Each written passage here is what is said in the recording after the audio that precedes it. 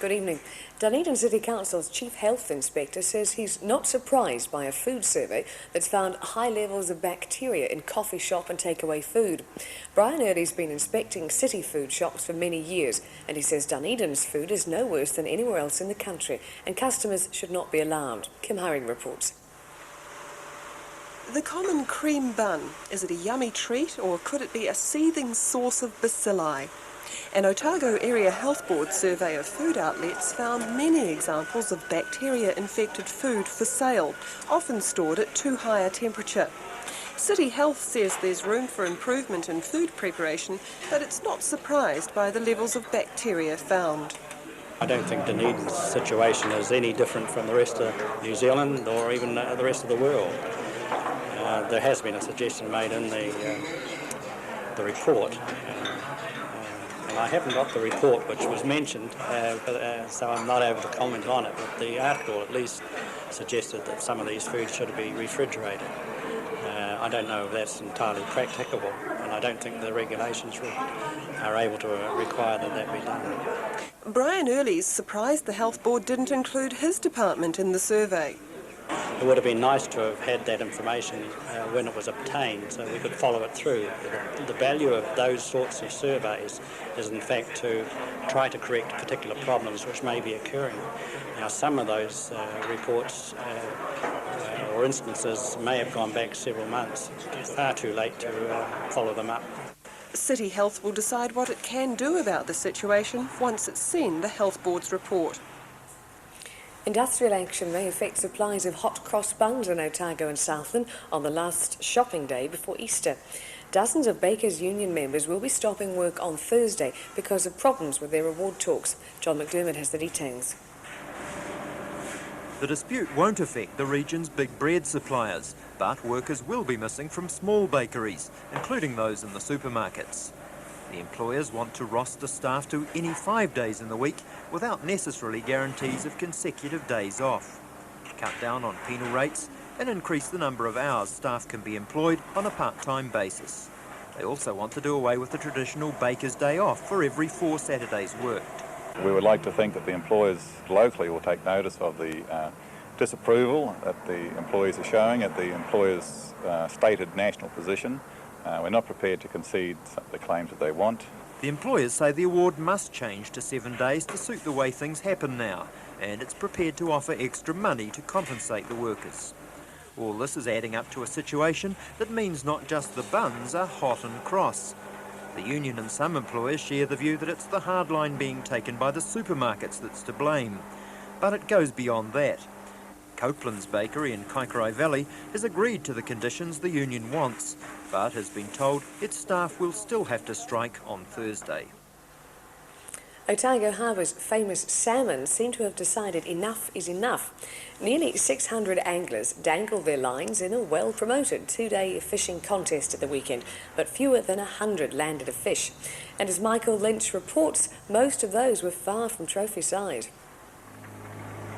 Saturday on Otago Harbour had everything a fish hunter could wish for. There was scarcely a ripple on the water. The hopefuls lined the wharves of the inner harbour and they lay back in their boats. It was a day with everything, except the salmon. You got the winner yet? You got to be joking. I've got to go back this way. I'll be going back. It was all a far cry from last year, when the salmon were running hot on the harbour and Dunedin was getting the reputation as the recreational fishing centre of the Southern Hemisphere. On Saturday, a 5-kilo fish was considered a good haul, and there were many brought in that last year wouldn't have rated a second thought. There was more excitement about hooking a squid, and the price of a car for a fish over 20 kilos seemed to fall on hope. But even when the weather changed to a biting wind yesterday, the lines were still in, and the contestants cheerful. What do you think's gone wrong with this year? Oh, there's 1,001 theories. The weather, I think, mainly. You know, the harbour's too hot, I think. But, you know, Wednesday there were 6 good fish along this wharf here. This morning there's been 2. One of them was spent, you know, it's a queen fish. Probably only live another couple of days. There's nothing of any size, though. No, not compared with last year. You know, you were talking 25, 30 pounders. I haven't seen them this year. Heard about them, but I haven't seen them. Salmon fishing seems to really bring people together. and the contest will net about $8,000 for further releases of young fish. We're going to release another 57,000 smolt, so sure, there'll be more salmon coming back next year. We'll have 2, 3 and 4-year-olds. But fishing's all about hoping, and already there are plans for a bigger and better contest next year. And after all those stories relating to food, this seems like a good time to tell you about a Dunedin woman who used to be very interested in eating. In fact, Heather Stevens was so interested in eating, she weighed 124 kilos. Now she's 76 kilos and a contestant in the Weight Watcher of the Year contest later this month. And we'll find out more about Heather tomorrow night.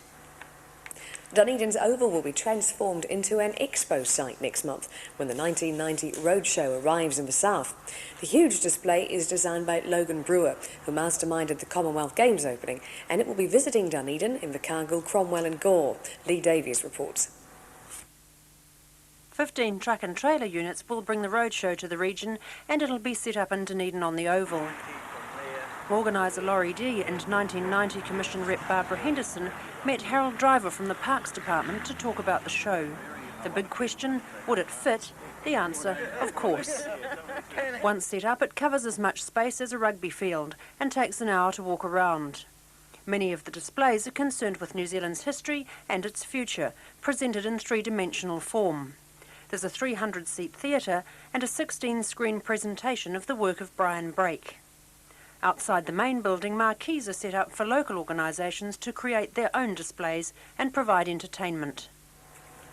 Otago basketball fans may not have got the win the Nuggets were keen to provide for them when the Rhineck League came here for the first time at the weekend, but they certainly got plenty of excitement. Ken Nicholson was there to watch Tab Baldwin's side in its First Division debut against the Waitakere Rangers.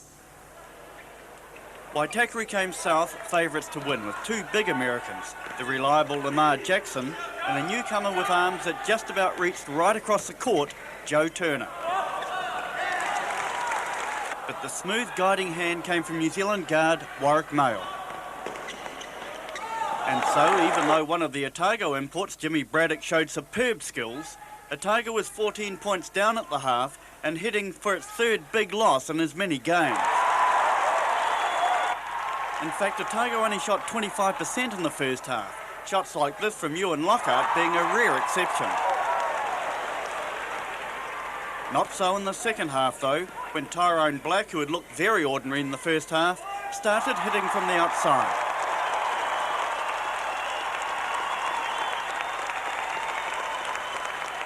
The best of the home players, Calvin Freeland, took one on the steal.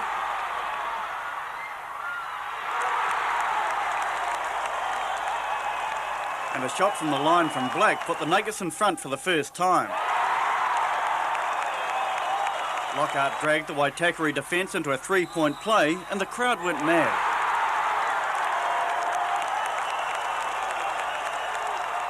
But the ice-cold temperament of Mail drew the last trump card, and while the Nuggets were disappointed, Jimmy Braddock summed up how he felt playing in the stadium for the first time. It was just really exciting. I was really proud of the city for coming out and sharing with us our first game, and it really made us feel at home, more or less, because, you know, the support was just outstanding. And I know they'll be going for it this weekend as well. We'll be back tomorrow night. Good night.